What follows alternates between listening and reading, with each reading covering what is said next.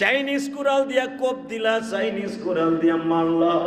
আমার মালিক বলে কিয়ামতের মাঠে গরুর মতো বিচার তোমার হবে না, তোমার বিচার হবে এমন ভাবে কিয়ামতের মাঠে মনে রাখবেন কাউকে কেউ মাফ করবে না।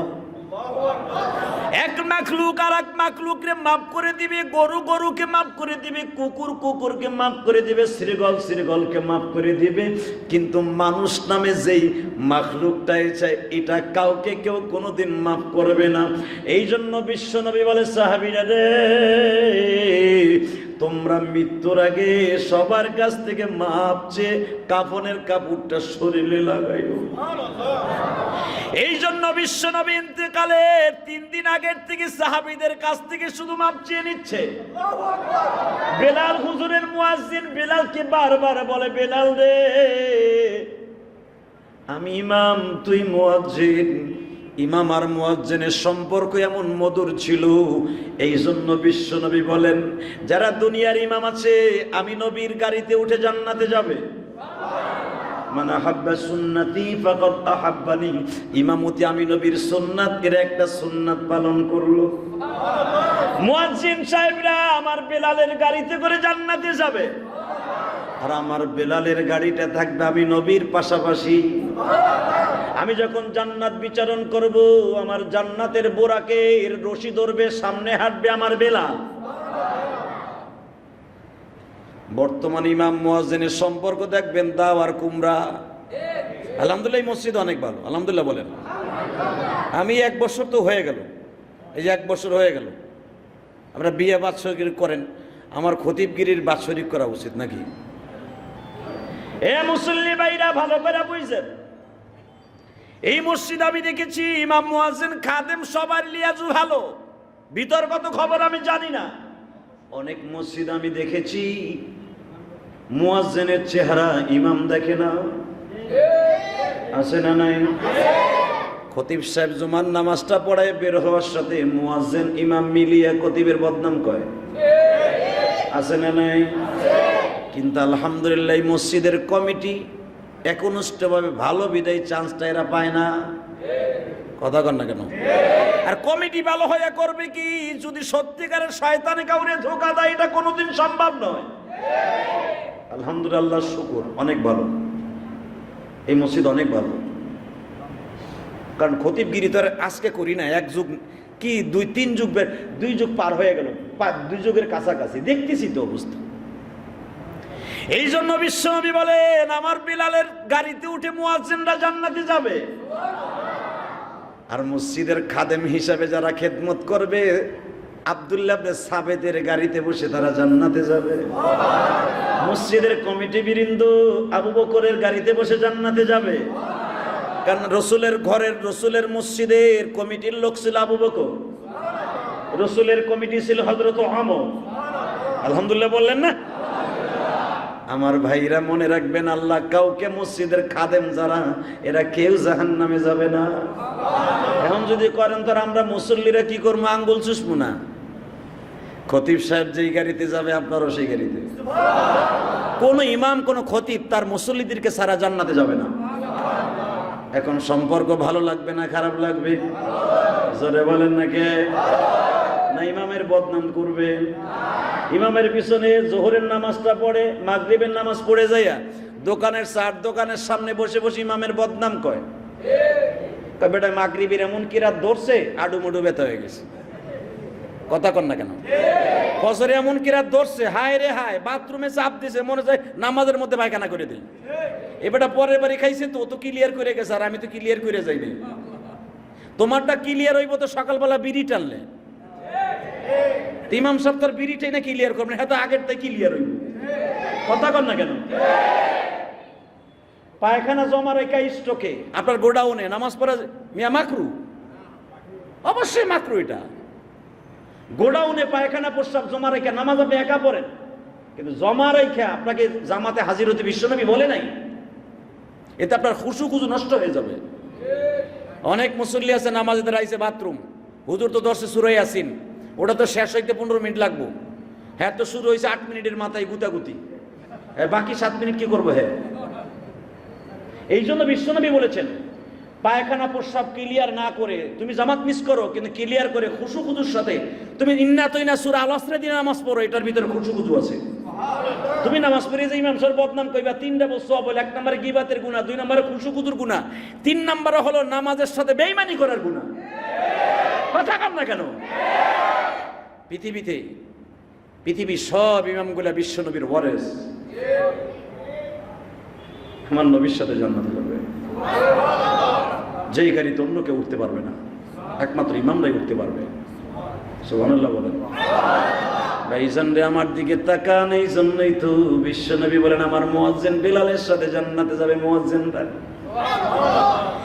এ যুবক ভাইরা, বিলালের কাছ থেকে বিশ্ব নবী মাপ নিতেছে। বিলাল রে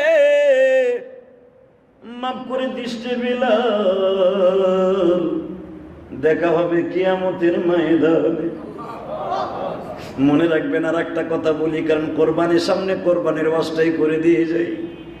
আপনার আমি যে পশু কোরবানি দেই, পশুর কাছে মাপ চাইছেন? হ্যাঁ, গাবতলীর হাটে অন্তত 1 লাখ গরু উঠবে, 2 লাখ গরু উঠবে, 1 কোটি গরু উঠবে, সারা বাংলাদেশে 5 কোটি গরু উঠবে। 5 কোটি গরুর মধ্যে গরু, ছাগল, ভেড়া, উট, দুম্বার মধ্যে দেখবেন 1 কোটি কবুল হইব কোরবানির জন্য, বাকিগুলা ফেরত নিয়ে যাবে। কথা কন? 5 কোটি গরুর মধ্যে গাবতলী ধরেন, সব গরুগুলো কি বিক্রি হবে? বিশ্বাস না হয় কোরবানির 2 দিন পরে যাই দেখেন শত শত গরু এখন হাটে পড়ে থাকবে। আপনি যে পশুটার কাছে মাপ চাইলেন না, কি জানেন কিয়ামতের মাঠে ওর জবান খুলে যাবে মানুষের মতো। আপনি আর আরবিতে কথা বলবেন, গরুটাও আরবিতে কথা বলবে, মালিক রে এই বেঈমান রে তুমি মাপ করতে পারো না, কারণ আমি এর বাঁচায় দিছি আমার নিজের গলাটা। আমি কোরবানির দিন সকাল পর্যন্ত আমার শরীরটা ভালো ছিল, যখন আমারে গোসলখানায় নিয়ে যায় একজন ফেরেশতা আমারে ডেকে ডেকে কয়, তুই কষ্ট নিস না, তুই এখনই মাওলার দপ্তরে চলে যাবি। এই জন্য কসাইয়ের গরু বিক্রি করা গরু, গোস্ত বিক্রি করা গরু আর কোরবানির গরু এক না। বিশ্বনবী বলেছেন কোরবানির পশুরে আদবের সহিত তোমরা জবাই দিও, কারণ এর রক্তটা জমিনে পড়ার সাথে 2টা শর্ত হয়ে যায়। 1 নম্বরে এই রক্তটা জমিনে পড়ার আগেই আমার আল্লাহ তোমার জীবনের গুনাহ মাফ করে দেয়। এই পশুটাকে আল্লাহ কবুল করে নেয়। যদিও তোমার কোরবানির টাকার মধ্যে ভেজাল থাকে, তোমারটা কবুল না হলেও এই যে গলাটা ফ্যাস করে আল্লাহ রাস্তায় দিয়ে দিল, এই পশুটা কিন্তু কবুল হয়ে যায়। কিয়ামতের মাঠে এর দোয়া কিন্তু সিরিয়াস গো বাবা। এই জন্য উলামায়ে কেরাম দেখবেন কোরবানির পশুর সাথে ভালো ব্যবহার করতে বলেছে। 2-3 দিন আগে কিনবেন, যদি থাকার জায়গা থাকে। টাউনে থাকার জায়গা নাই, রাখার জায়গা নাই, বিদায় হয়তো কোরবানির দিন কিনবেন, তার 1 দিন আগে কিনবেন। নিয়ম হলো কিছুদিন আগে কিনা তার নিজ হাতে খাওয়ানো, মাঝে মাঝে তার নিজ হাতে সুন্দর করে গোসল করাইয়া মাঝে মাঝে মাথাটা হাতায় দিয়ে বলতে হয়, তুই আমারে মাফ করে দিস, তোর জীবনকে আল্লাহ রাস্তায় দিয়ে আমারে পাপের থেকে বাঁচাই দিলি। দেখবেন কোরবানির আগে পশুটার চোখ দিয়া পানিগুলা গড়ায় গড়ায় পড়তে থাকে। ও কি বলে জানেন? ইমাম থানবী আজকে তাফসিরে আমি দেখলাম, ইমাম থানবী বলে গড়ায় গড়ায় পানি ছেড়ে দিয়া বলে, মালিক আমার মতো সৌভাগ্যবান আর কে আছে? তুমি আমার একটা ভালো লোকের বাড়িতে খরিদ করলা। দেখবেন যে এই পশুগুলা কান্দে, ওই মালিকের টাকার মধ্যে কোনো ভেজাল নাই। ও মালিকের বারিন্দায় বসে বসে কান্দে আর বলে, মালিক আমার ভাষা দুনিয়ার কেউ বুঝে না, তুমি বুঝাও। দেখবা কোরবানির 1 দিন আগে আমার মুখে কোনো খাবার দেয় না, যত দামি দামি খাবার দাও না কিন্তু খায় না। খৈল ভুসি দাও খায় না, তাজা ঘাস দাও খায় না।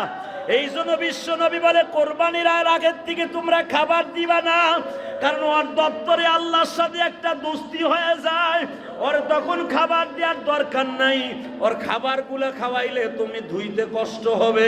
আমি নবী বললাম ওরে একদিন রাতের আগে থেকে খাবারটা বন্ধ করে দিও।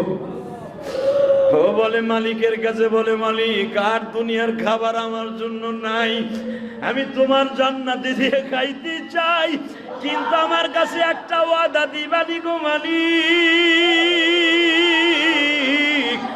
আমারে যেই টাকা দিয়ে তোমার এই পাগল কিনেছে এই টাকার মধ্যে যদি ভেজাল থাকে ওর বিচার তোমার আদালতে দিলাম গো আল্লাহ, আর যদি ভেজাল না থাকে আমার পরে সওয়ার করাইয়া তুমি তারে জান্নাতে নিয়ে নিও। আল্লাহ বলবে না, তোর পরে সওয়ার করাইতে হবে না, আমি ওরে দুম্বার উপর সওয়ার করাবো। আল্লাহু আকবার বলো। কারণ আমার নবীর উম্মত, আমার নবীর কোন উম্মতকে তার পশুর উপরে সওয়ার করাবো না, আমি ওরে সওয়ার করাবো দুম্বার উপরে। আমি তোরে রাহবার বানাবো, তোর দোয়াটা কবুল হইল।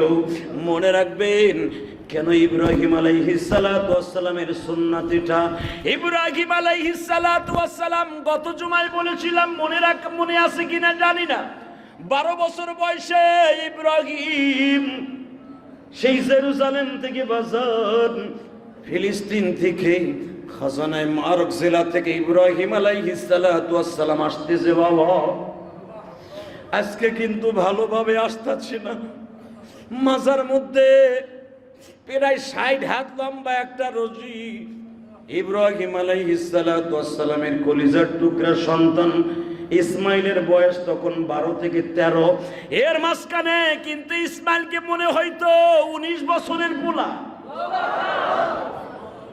ইসমাইল এত সুন্দর চেহারা, কারণ ইসমাইলের মধ্যে আমার নবীর নূর বিরাজ করতেছিল। আমার নবীর নূর যখন যেই মানুষের ভিতরে প্রকাশ পাইতো ওই মানুষটা কোনো অন্ধকারে চললে বাতি লাগতো না। বাজানরে ইব্রাহিমের ভিতর থেকে ইসমাইলের ভিতরে এখন বিরাজমান। ইসমাইল কাবা ঘরের সামনে দাঁড়াইলে তখনও কাবা ঘর নির্মিত হয় নাই, কাবা ঘরের ভিটিটা পড়ে আছে। ইসমাইল যখন ওই কাবা ঘরের দরজা যেখানে এখন এখানে না, রুকনে আমিন যেখানে এখানে দাঁড়ায় থাকতেন, মাঝে মাঝে দোয়া করতেন। আল্লাহ আমার বাবা দোয়া করেছিল, রব্বানা লিয়াকিমুস সালাতা ফাজআল আফিদাতাম মিনান নাস তাহবি ইলাইহিম ওয়ারযুকহুম মিনাত তামারাত লাআল্লাহুম ইয়াশকুরুন। আল্লাহ তুমি আমার ইসমাইলকে দেখা রাখো। রব্বানা লিয়াকিমুস সালাত, আমি চলে যাইতেছি 6 মাসের বাচ্চা থুইয়া। রব্বানা ইন্নী আসকানতু মিন যুররিয়াতি বিওয়াদিন গায়রি যি যারইন, এমন একটা জায়গায় রেখে গেলাম যেই জায়গায় কোনো জারাআত নাই, ফসলাদি নাই, গাছগাছলা বৃক্ষলতা তুরলতা কিচ্ছু নাই, ছায়ার কোনো ব্যবস্থা নাই।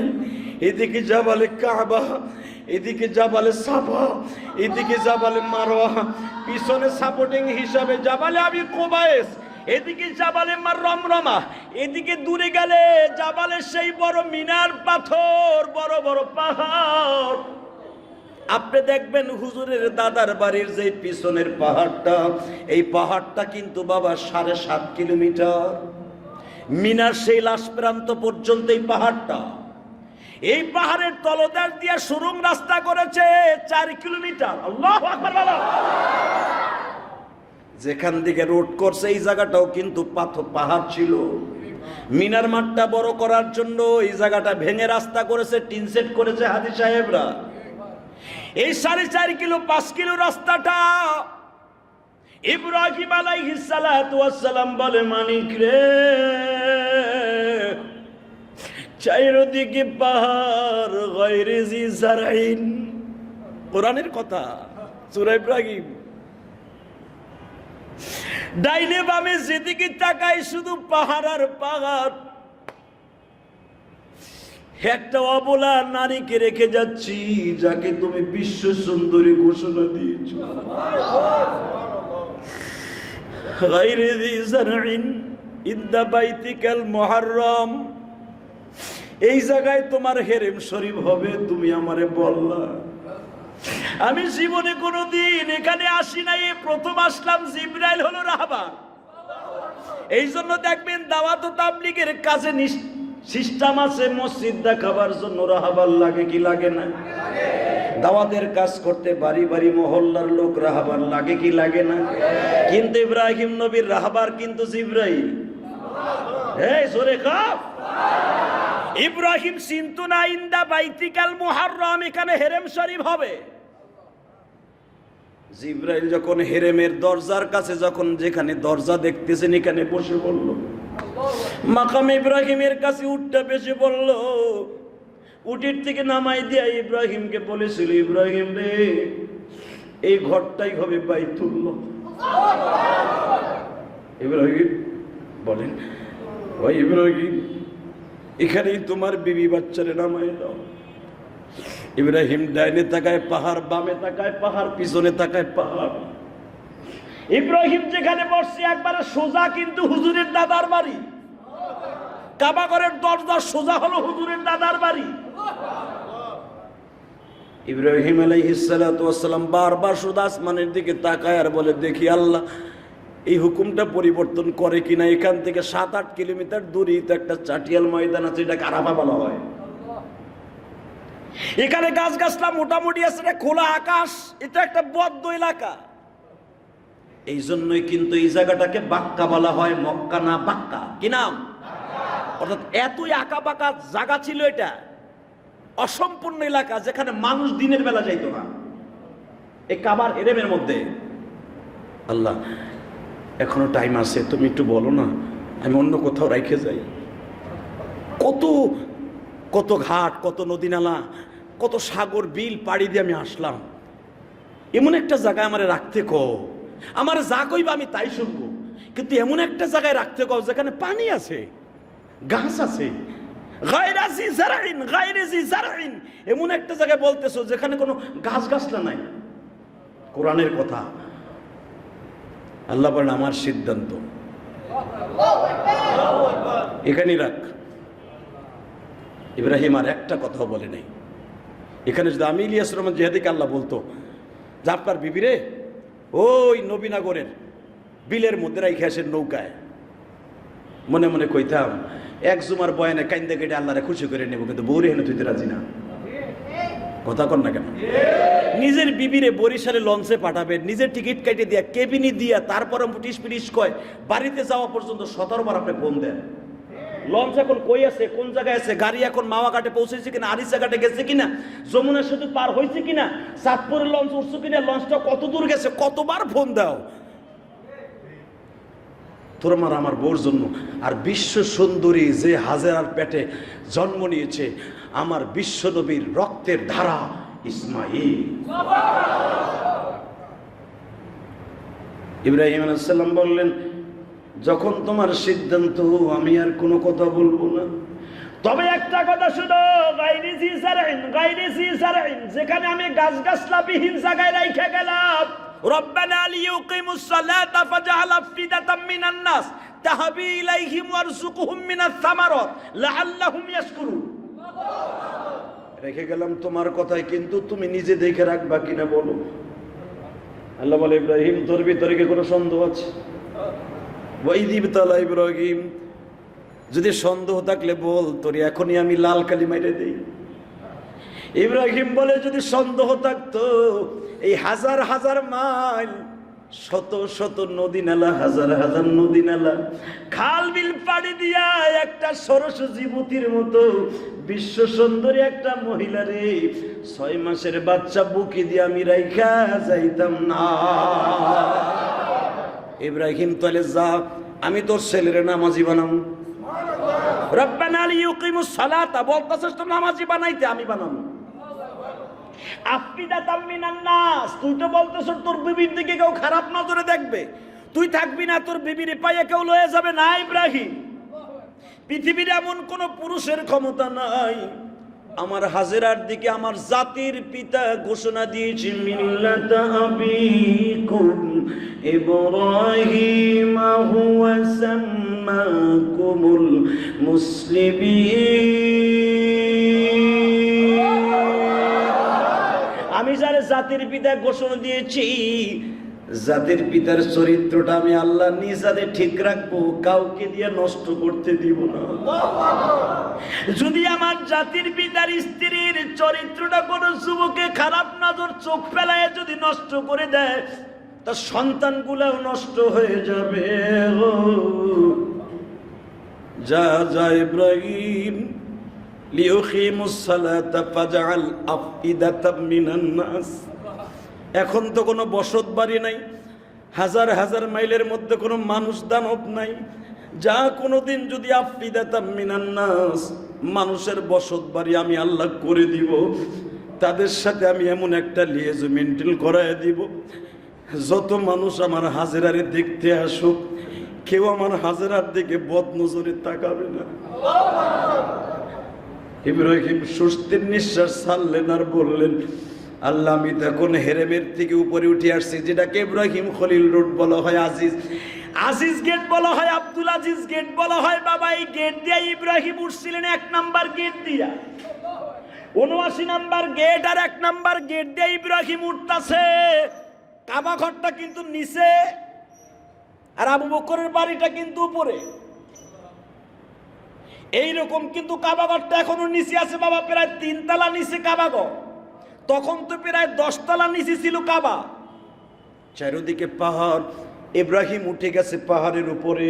এই যে কাবায় হাজেরা বসা, এই পর্যন্ত উঠে আসছে 1 নাম্বার গেট পর্যন্ত।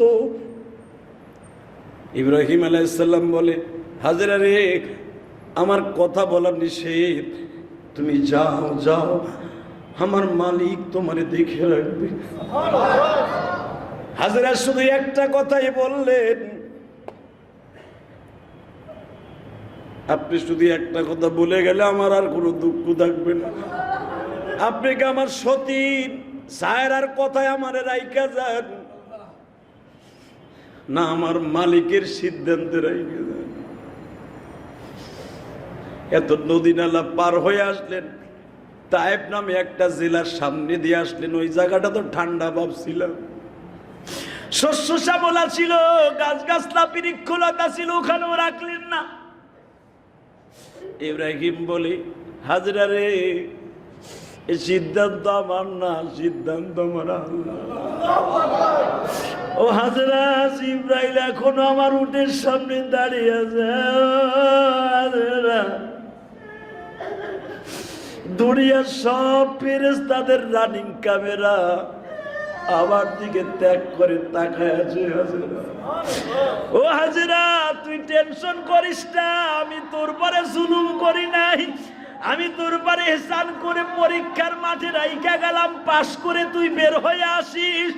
তুই যদি পাস করে বের হইতে পারস রে হাজরা, তোর সিগনেচার ছাড়া, তোর এই কোয়ালিটিতে যেই মহিলাগুলা স্বামীর খেদমত করবে, তোর সিগনেচার ছাড়া কোনো মহিলা জান্নাতে যাবে না। এ বাইরা আমার ওয়াজটা যেই সমস্ত মুসল্লিরা আসছেন, মা বোনদেরকে আজকে ডাইনিং টেবিলে বসে খাবার দস্তরখায় বসে ওয়াজটা শুনাই দিয়া বলিয়ে, হাজিরার সাথে জান্নাতে যাইবা জেহাদি বলেছে, অবশ্যই আগ্রহ হয়ে যাবে। হাজিরার সাথে জান্নাতে যাব, বলো কি করতে হবে? 1 নাম্বার কাজ করতে হবে, কোনোদিন স্বামীর হুকুমের বাহিরে কাজ করা যাবে না।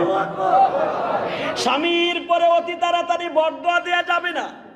3 নম্বরে স্বামীর সব কাজের উপরে যদি জায়েজ হয়, সেই কাজটার উপরে তোমার সমর্থন থাকতে হবে, খুশি থাকতে হবে, তাহলে মাওলা খুশি হয়ে যাবে। হাজিরার জান্নাতের গাড়িতে চড়ে তুমি জান্নাতে প্রবেশ করতে পারবে। হাজিরার গাড়িতে থাকবে মা রাহিমা, মা সিয়া, হাজিরার গাড়িতে থাকবে মা খাদিজা, মা ফাতেমা, মা মারিয়াম থাকবে গো বাবা। যেই রেলগাড়ির ভিতরে আপনার বিবির, আপনার মেয়ের জন্য একটা জান্নাতের টিকিট বুক হয়ে যাবে। এ যুবক ভাইরা যদি আপনার বিবির হাজেরার গাড়িতে চড়াইতে চান, এই কোরবানির ওয়াজটা দিয়ে ওয়াজটা তাদের কানে পৌঁছাইয়া দেন। মা হাজেরা আমার দিকে তাকান, ইসমাইলকে তখন একটা রুমালের মধ্যে পেঁচাইয়া 6 মাসের বাচ্চা ইসমাইল বুকের মধ্যে নিয়ে কয়, জাদু রে ও জাদু, তোমার বাবারে জীবনের শেষ দেখা তুই খেলো, আমার কোনোদিন বাবা বলে ডাক দিতে পারবা কিনা জানি না। ইসমাইল কিন্তু আপনার আমার মতো নয় বাবা, ইসমাইল সব বুঝতাছে, বারবার টুনটুন করে বাবা বাবা বলে ডাকতাছে আর বলতেছে, বাবা গো, এই দুনিয়ায় বাবা ছাড়া যে কত কষ্ট, দুনিয়ার কেউ না জানলে আমি ইসমাইল হয়তো একদিন জানবো। এইটাই বারবার তাকায়া তাকায়া বুঝাইতে চাই। এত আদরের ইসমাইলকে রাইকা ইব্রাহিম চলিয়া যায়, তখন দোয়া করছিল, আল্লাহ আমার ছেলের আপনি নামাজি বানায়েন, আমার বিবির দিকে যেন কেউ খারাপ নজরে না তাকায়।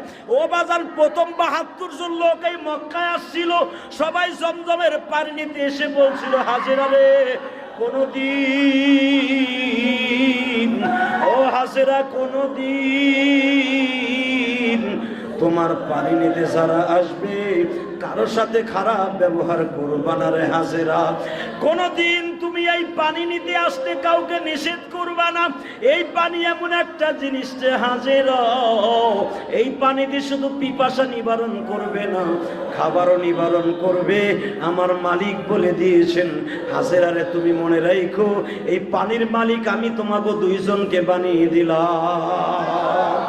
এ যুবক ভাইরা, মা হাজিরার জন্য গায়রা জিসারইন ইনদা বাইতিকাল মুহাররম রব্বানা লিয়ুকিমুস সালাতা ফাজআল আফিদাতাম মিনান নাস তাহবি ইলাইহিম ওয়ারযুকহুম মিনাস সামারাত।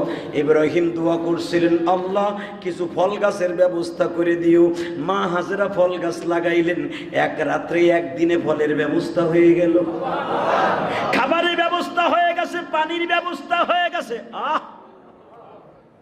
খাবারের ব্যবস্থা, পানির ব্যবস্থা, গাছের ডাল কেটে একটা ঘরের ব্যবস্থাও হয়ে গেল। আরে বাবা, শুধু 2 জন মেনকাবা ঘরের পাশে, মা হাজেরা আর ইসমাইল।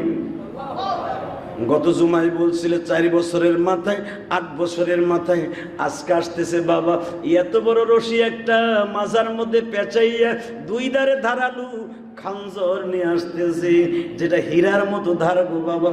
পাথরে লেগে যদি শরীর আঘাতে পাথর কেটে যায়, বুঝিয়ালন পৃথিবীতে সেই শরীরটা কত ধারালো ছিল। ইসমাইল তোমার আমার 19 বছরের পুলার মতো মনে হইতো, আর এই জামানায় 12 বছরের পুলা আমাদের দেশের 19 বছরের পুলার মতো লম্বা। ইসমাইল দাঁড়িয়ে আছে হেরেমের মধ্যে, ইব্রাহিম আসছে। এবার তো ইসমাইল বাবারে চিনে, বাবারে দূরের থেকে দেখিয়া ইসমাইল আজকে একটু গুসা করছে। 2 বার আসলা গো বাবা, এমন কি অপরাধ করেছি? তোমার শর্ত অনুসারে তো নামাজি আমি জীবনে 1 ওয়াক্ত নামাজ কামাই দেই নাই, আর আমার মা এমন একটা হতভাগিনী, সারা রাতের ভিতরে একটা দিন ঘুমায় না। আমার মা হেরেমের সামনে বসে খালি বলে, মালিক রে, তোমার খলিলকে একটা দিন আমার ঘরে একটু বসবে না?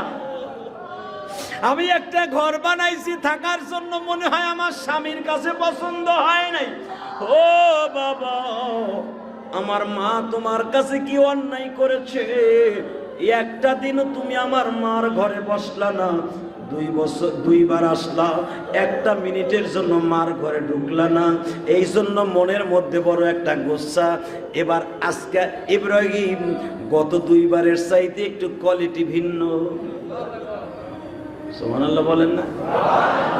2 বারের চাইতে এইবারে আসাটা একটু কোয়ালিটি ভিন্ন।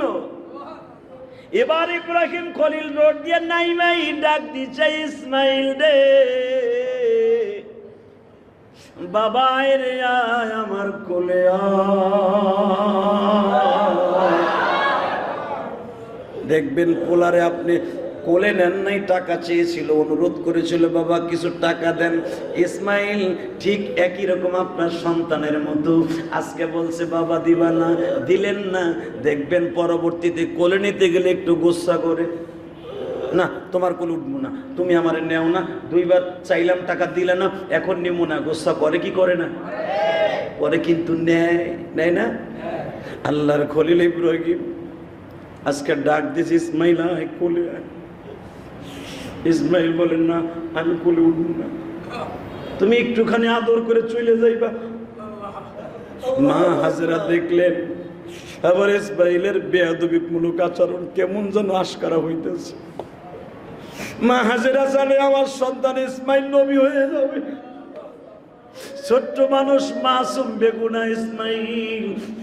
মা দূরের থেকে সারা দিয়া বলে, ইসমাইল রে, তোমার বাবা কিন্তু সমস্ত মানুষের জাতির পিতা, মুসলমান জাতির পিতা। ও ইসমাইল, ভুলে যাস না তোর বাবা ওই মালিকের অর্ডার ছাড়া কোনো কাজ করে না। ইসমাইল দৌড়ে বাবার উটের পরে গেলেন। এবার আশ্চর্য হয়ে যাবেন, যুবকগুলা ভালো করে শিখিয়ে দেই, যাদের বাবা নাই কলিজার মধ্যে এখন কোষের মতো, শৈল মাছের মতো, কোষের কালির মতো আঘাত করবে জানি। ইসমাইল অতি তাড়াতাড়ি বাবার উটের কাছে বুট হয়ে শুয়ে পড়েছে। বাবা, তুমি উটের দিকে নামবা, আমার পিঠের উপর দিয়ে। বাবা, তুমি আমার পিঠের পরে কদম দাও। বাবা গো, তুমি আমার পিঠের পরে কদম। ও বাবা, তোমার পায়ের কদমের ধুলি যদি আমার পিঠে শরীরে স্পর্শ করে গো বাবা, আমি ধন্য হয়ে যাব। এই বাক্কা শহর ধন্য হয়ে যাবে। তুমি 2 বার আসছো, এই জমিনে তুমি নামও নাই গো বাবা। ইব্রাহিম উটের পরে বসে বলে, মালিক তোমার কারিশমা বুঝি না। তোমার কাছে আমি বলছিলাম, রব্বি হাবলি মিনাস সালিহিন ফাবাশশারনাহু বিগুলামিন হালিম। আল্লাহ দিবা আমার একটা নেককার সন্তান দিও। ফাবাশশারনাহু বিগুলামিন হালিম, রব্বি হাবলি মিনাস সালিহিন। আল্লাহ আমারে দিও গাঞ্জা কর, হিরোইন কর পোলা দিও না। আমারে তুমি নেশাখোর পোলা দিও না। আমারে দিলে একটা রব্বি হাবলি মিনাস সালিহিন, নেককার সন্তান দিও। আল্লাহ, আমি 12 বছর বয়সী পাইয়া গেছি, আমার পোলা এমন কোয়ালিটিতে আমার খেদমত করতে চাইতেছে, আমার বুকটা ভরে গেছে, বুকটা ভরে গেছে। আল্লাহ, আমার পোলা আমাকে পিঠের পরে করে নামাইতে চায়। এ যুবক ভাইরা, ওয়াজটা পকেটে নিয়ে নে। সারা জীবন বাবার এইভাবে খেদমত করতে পারবি কিনা বল। দেখ আমার আল্লাহর খলিলের সন্তান কি করে, দোয়া করেছে, আল্লাহ আমার একটা নেককার সন্তান দিও। এটা কেমন নেককার সন্তান? বাবা, তুমি আমার পিঠের উপরে পাড়া দাও। ইব্রাহিম আল্লাহর খলিল বলে, বাবা না, বাবা না, বাবা তুমি যে কি এটা আমি জানি, তুমি জানো। তুমি যে আল্লাহর কাছে কি এই মুহূর্তের জন্য তুমি জানো না, কে জানে? কে আল্লাহ তোমারে এমন ভাবে পছন্দ করেছে তুমি জানো না, আমি ইব্রাহিম জানি। বাবা তুমি ওঠো গো বাবা। ইসমাইল উঠে গেলেন, ইব্রাহিম লাফ দিয়ে উটের থেকে নামলেন। বাবার ইসমাইল বুকের মধ্যে নিয়ে বলে, বাবা ইসমাইল বলো তো বাবা, তোমার কাছে কেমন লাগে? ও বাবারা ভাইরা, যারা বাবারা ফেলেছি দুনিয়ায় এই আদর আর কোথাও পাইবা না, পয়সা দিয়ে কিনতে পারবা না, যেটা বাবার কাছে পাওয়া যাবে। আমার নবী এই জন্যই 6 বছর বয়সে চাচাদের বুকটা জড়িয়ে ধরে বলতেন, ও চাচা, এইখানে কি বাবার আদর পাওয়া যায়? হুজুরের চাচা আবু তালেব বলতেন, বাবা আমি কি আপনারে বাবার আদর একদিনও দেই নাই? আমার নবী বলতেন, আমার চাচারে যদি না বলি কষ্ট পাবে। চাচাজি ইয়া আম্মি, আপনি বাবার চাইতে বেশি আদর দেন, কিন্তু চাচা আমার বাবা বেঁচে থাকলে হয়তো আমি যেই জিনিসটা অনুভব করতাম ওইটা তো আর আমি পাই না। তখন আমার নবীর এই উত্তরে আবু তালেব বলেছিল, বাবা দুনিয়ার সব আমি তোমারে দিতে পারবো, কিন্তু তোমার বাবার আদর তো আর দিতে পারবো না। আরে যুবক, আশ্চর্য হয়ে যাইবা। আজকে সৌদি আরব থেকে আজিজ নামে একটা ছেলে, আব্দুল আজিজ, দাম্মাম শহরে থাকে।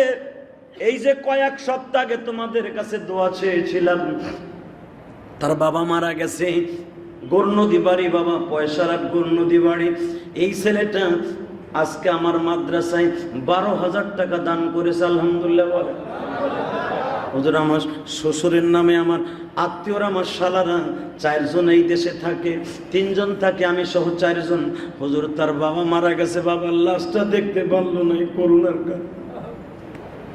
আমরা সবাই সৌদি, কত কষ্ট নিয়ে আমার শ্বশুরটা মারা গেছে। এবং হুজুর, আমার ছোট শালার একটা মেয়ে হয়েছে, আপনার মাদ্রাসায় টাকা দিলাম, মসজিদের মুসল্লিদেরকে একটু দোয়া করবেন। হুজুর, আপনার ওয়াজ ইউটিউবে যখনই জুমার বয়ানটা আসে, আমরা সবাই হোটেলের মধ্যে বসে আগে জুমার অপেক্ষায় থাকি, কখন জুমার বয়ানটা ইউটিউবে প্রকাশ পাবে। হুজুর, শুধু আমি না, আমার এই দাম্মামে হাজার হাজার বাঙালি আপনার জুমার বয়ানের অপেক্ষায় থাকে। এবং আপনার কমিটির কান্না এবং যুবকদের কান্না আমরা দেখে নিজেরাই আপ্লুত হয়ে যাই যে পৃথিবীতে আমরা তো সৌদি আরব জুমার নামাজ পড়ি, কাবাঘরের মধ্যেও নামাজ পড়ি, হুজুরের রওজায়ও নামাজ পড়ি। সৌদি আরবের মানুষগুলাকে ওইভাবে কাঁদতে দেখি নাই। যেখানে কুরবানি দেওয়া হয়েছে মিনার মাঠ, যেই দেশে ইসমাইল জবাই হয়েছিল, ওই দেশেও তো কোনোদিন দেখতে পারি নাই এমন কান্না। কিন্তু আমার বাংলাদেশে বসিয়া ইসমাইলের কথা শুনে যুবকদের কান্না, হুজুর আমরা আশ্চর্য হয়ে যাই। হুজুর, আজকে দোয়া করবেন, আমার বাবা আজকে দুনিয়ায় নেই। হে যুবক, আমি তোমার 2টা পাও ধরে বলছি, কোরবানিতে সবাই দিবা। তোমার কোরবানির গরুর সামনে দাঁড়াইয়ে তোমার বাবা যদি দাঁড়ায় দাঁড়ায় দেখতো আমার বাবা আবার কলিজার টুকরে সন্তান জবাই দিতেছে, পৃথিবীতে তোমার বাবার মতো খুশি আর কেউ হতো না। তোমার মা যদি দেখতো তোমার মায়ের মতো খুশি কেউ হতো না। তোমার মা নিজে গোশতগুলা বন্টন করিয়া মানুষের হাতে যখন বিলাইয়া দিত, তুমি দূরে দাঁড়ায় দাঁড়ায় দেখতা আমার মায়ের নিজের হাতে কোরবানির গোশত বন্টন করে। এর চাইতে বড় আনন্দ কোটি টাকা দিয়েও পাইবা না। ইসমাইলকে বুকের মধ্যে নিয়ে 2 বাপ বেটার কান্না শুরু হয়ে গেল। আল্লাহু আকবার বলো। এবার একটা আশ্চর্য ধরনের আলোচনা শুনলে তুমি টাসকি লেগে যাবে। ইসমাইল বাবার বুকে চড়ে কি বলে শুনো, বাবা ও বাবা, তুমি কি 2-1 দিন থাকবা না চলে যাবো? ইব্রাহিম পরীক্ষা স্বরূপ বললেন, চলে গেলে কিরকম লাগবে, থাকলে কেমন লাগবে? ইসমাইল বলে, বাবা যদি এইটা তোমার বুঝাইতে হয় তাহলে আল্লাহরে বলো তোমারে জানো ইসমাইলের জায়গায় আনে আর আমার ইব্রাহিমের জায়গায়। ইব্রাহিম চোখের পানি ছেড়ে দিয়া বলে, ইসমাইল রে বাবা, ও আমার ইসমাইল,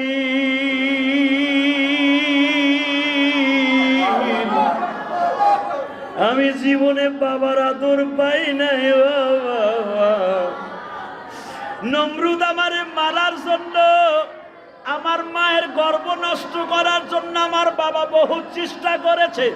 আমার মা আমাকে জন্ম দিয়ে রেখে আসছে 4টা পাহাড়ের মাঝখানে। আমি জীবনে কোনোদিন কাউকে প্রাণ করে বাপ বলে ডাকতে পারি নাই। 6 বছর বয়সে আমার মা আমারে নিয়ে আসছে নমরুদের বাড়ির পাশে। ও বাবা, মাত্র যুবক বয়সে যখন আমার হইল, নমরুদ আমার আগুনের মধ্যে ফেললো। সেখান থেকে আমার পরীক্ষা শুরু গো বাবা। এখনো পর্যন্ত কাউরে তৃপ্তি সহকারে বাপ বলে ডাকি নাই গো। ইসমাইল,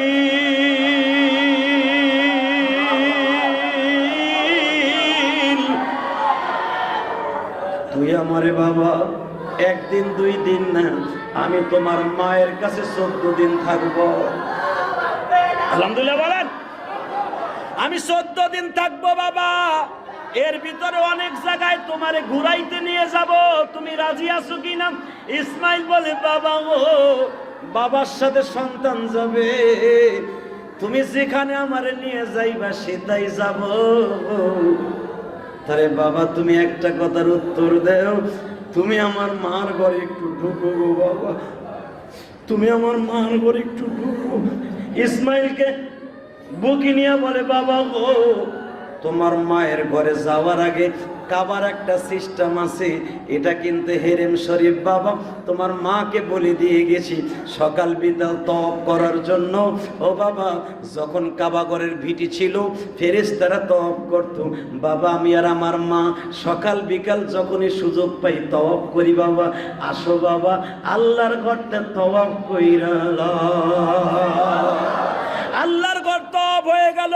মাকাম ইব্রাহিম অর্থাৎ মা হাজিরার ঘরের ডাইন পাশে 2 রাকাত নামাজ হইল, শুরু হয়ে গেল বিধান গো বাবা।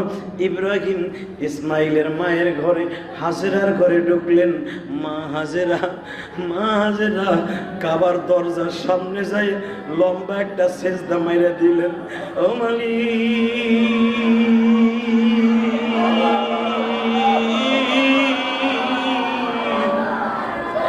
হাজেরার দোয়া কি কবুল হইল?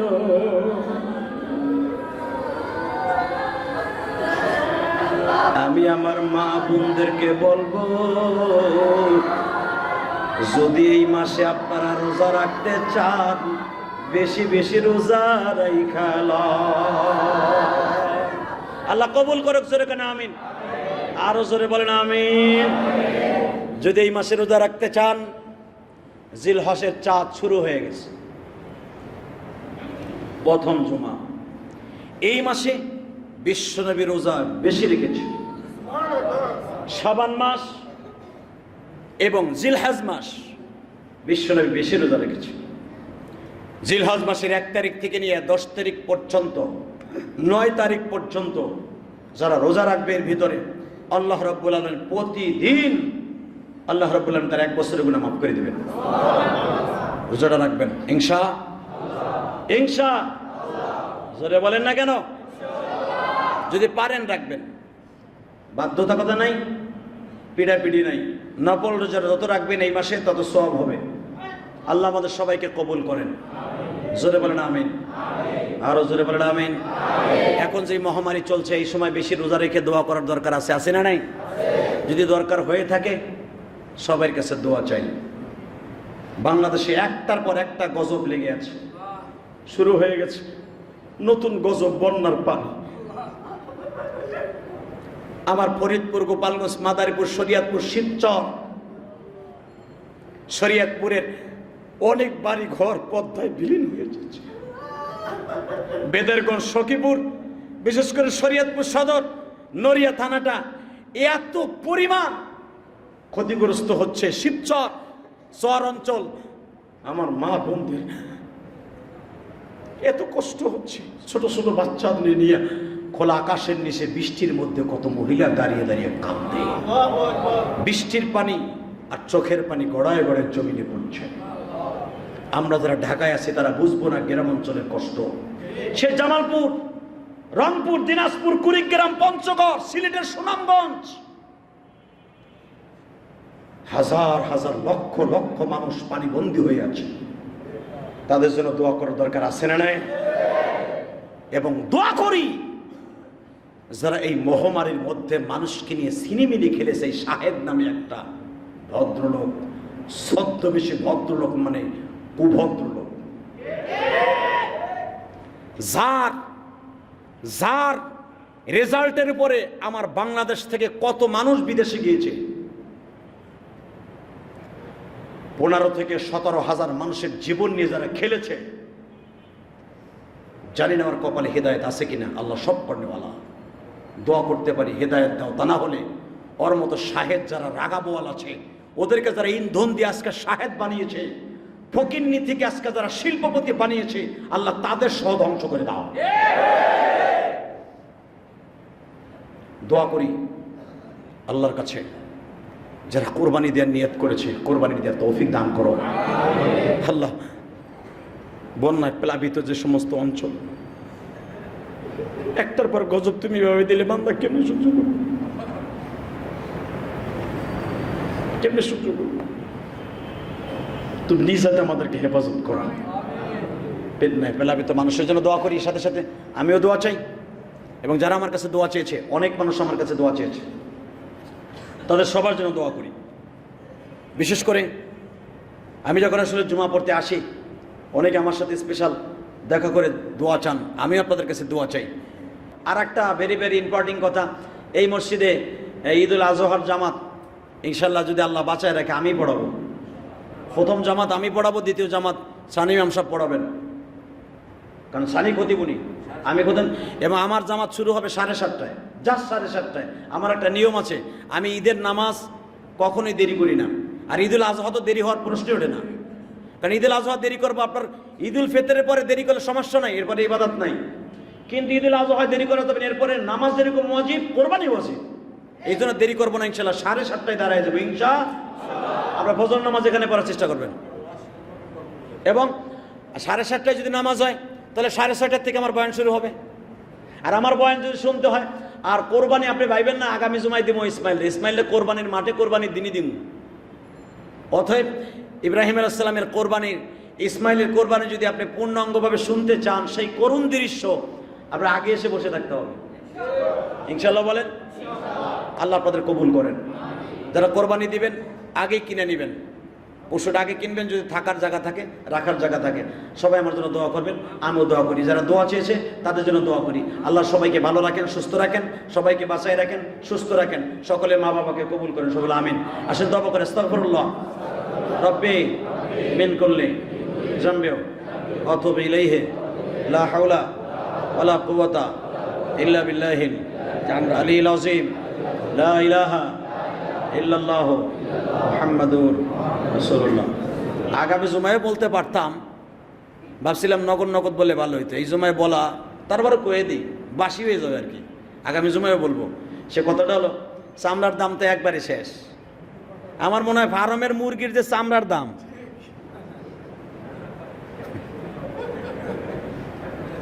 ফার্মের কক লাল মুরগির যে চামড়ার দাম কেজি হিসাবে বিক্রি হয়, ওই দামই। অতএব চামড়াটা আপনি ঘরে রাইকে না পচাইয়া, কিছু কিছু মগামার্কা মুসল্লি আছে, চামড়া সারাদিন ঘরে বারিন্দা রাখে, দেহি আহেনি দেহি দাম চড়া পাইনি, পাইতে পাইতে লাস্টে যখন বিকেলবেলা রাইত হয়ে যায়, পয়সা জায়গা ঘরে গন্ধ ছোটে, তখন কি করবে? মাদ্রাসায় ফেলাই দিয়ে যায়। এরকম আছে না নাই? খবরদার, ওইটা যখন আপনি খাইতে পারবেন না, ওইটা খাওয়া আপনার জন্য জায়েজ নাই। অতএব বেসন যখন লাগবে এটা খাইতে পারবেন না, বেইসা দরকার কি আছে? 100, 200, 300 টাকার চামড়া, ওই 2 লাখ টাকা গরুর চামড়ার মাত্র 300 টাকা। ওই 300 টাকা বেইসা কারে দিবেন আপনি? ওইটা পকেট দিয়ে দিয়েন, চামড়াটা মাদ্রাসা বারান্দা ফেলাই দিয়ে যায়। মিয়া যত কিপটামি করে চামড়া লইয়া, যত মাইর দূর, যত সন্ত্রাসী চাকু লইয়া পারাপারি মারামারি, আর এলাকার দেখবেন যত আওয়ামী লীগের বিএনপির পোলা পান, সব গরিবের হকের উপরে ডাকাতি নাম্বার 1 করে। ওইগুলা মরেও চাকুর পার খাইয়া, মরেও গুলি খাইয়া, গরিবের হক মাইরা তুই জোর করে চামড়াটা নিয়ে যে কয় টাকা লাভ করবি? আমার মনে হয় এগো জুলুমের কারণে চামড়ার দামটা আল্লাহ কমাই দিছে। অতএব আমি বলতে চাই, আমার যে সমস্ত ভাইরা আছেন, গরিবের হকটা মেরে খাইয়েন না। ন্যায্য দাম দিয়ে আপনি নিয়েন, পারলে বেশি বেশি, নাহলে ব্যবসাটা ছাইড়া দিয়েন। এই ব্যবসা করে যে আপনার ফ্যামিলি চালাইতে হবে, আর কি করবেন? এটা বেশি তো কয়েকজন বন্ধু বান্ধব মিলে ফুর্তি করবেন, যা লাভ হইব এটাই তো দেখি। এমন তো না যে আপনি যা লাভ হয় এটা মসজিদ মাসে দিয়ে দেন, এটা তো দেন না। খান কয়েকজনে ভাগ বটরা করে কক্সবাজার যায় না সিঙ্গাপুর যাইয়া। এই ব্যবসা আল্লাহ আপনার অন্য দিক দিয়ে দিবে ইনশাল্লাহ। আপনি গরিবের হকটা খাইয়েন না। আমি দুইটা হাতে পাও ধরে বলছি, গরিবের হকটা আপনি খাইয়েন না প্লিজ। আপনার পাও ধরছি, গরিবের হকটা আপনি খাইয়েন না প্লিজ প্লিজ। ক্যান্সার হবে, ব্লাড ক্যান্সার হবে। এটা গরিবের হক, এটা গরিবের হক। এটা জুলুম করে নিয়ে পেয়েছে আপনারা 2-3-10 বন্ধু মিলে ব্যবসা করে খাইবেন। কে আর ব্যবসা নাই? জুতার ব্যবসা করে খান। কথা বল না কেন? অন্য ব্যবসা করে খান। এইভাবে গরিবের হক মেরে খায়েন না। আপনাকে পাও ধরি, আমি আপনাকে জন্য দোয়া করি, আল্লাহ আপনাদের সুস্থ ভালো রাখুক, শরীর রাখুক, ভালো রাখুক। আল্লাহ আমাদের সবাইকে কবুল করেন। আল্লাহুম্মা আমিন। ربنا ظلمنا أنفسنا وإن لم تغفر لنا وترحمنا لنكونن من الخاسرين اللهم اغفر لنا ولوالدينا رب ارحمهما كما ربياني صغيرا মালিক রে কোরবানির মাঠ চলতেছে আমরা যারা কোরবানি দেওয়ার নিয়ত করেছি তোমার দপ্তরে কবুল হবে কিনা আমি জানি না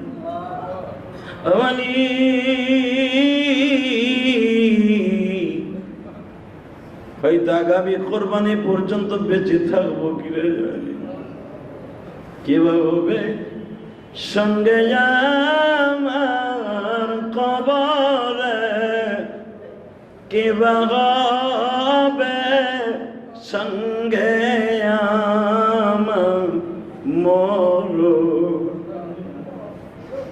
আল্লাহ যাদেরকে নিয়ে হাত তুলছি পৃথিবীর অনেক মানুষ আমার মোনাজাতে জুমার দিন ইউটিউবে শুনে মোনাজাত ধরে কান্দে গতকালকে ফ্রান্স থেকে আমার এক ভাই বলে হুজুর আপনি জুমার মসজিদে তো আমরা থাইকা মোনাজাত করতে পারি না আমি আমার পরিবার পরিজনদেরকে নিয়ে জুমার বয়ানের অপেক্ষায় থাকি আপনি মোনাজাত করলে আপনার টিভির স্ক্রিনে দেখে দেখে মোনাজাত হুজুর আপনি আমার জন্য দোয়া করবেন আব্দুল আজিজ তার শ্বশুরের নামে তার শালারা আল্লাহ তার একটা শালার বিয়ে হয়েছে তোমার বাপদা যা কিছু দান করেছে আমার মাদ্রাসায় 12,000 টাকা অমানিক তোমার আর এক বান্দা 5,000 টাকা তোমার আর এক বান্দা 100 টাকা 200 টাকা 500 টাকা এই মসজিদে যে যা দান করেছে আমার মাদ্রাসায় দান করেছে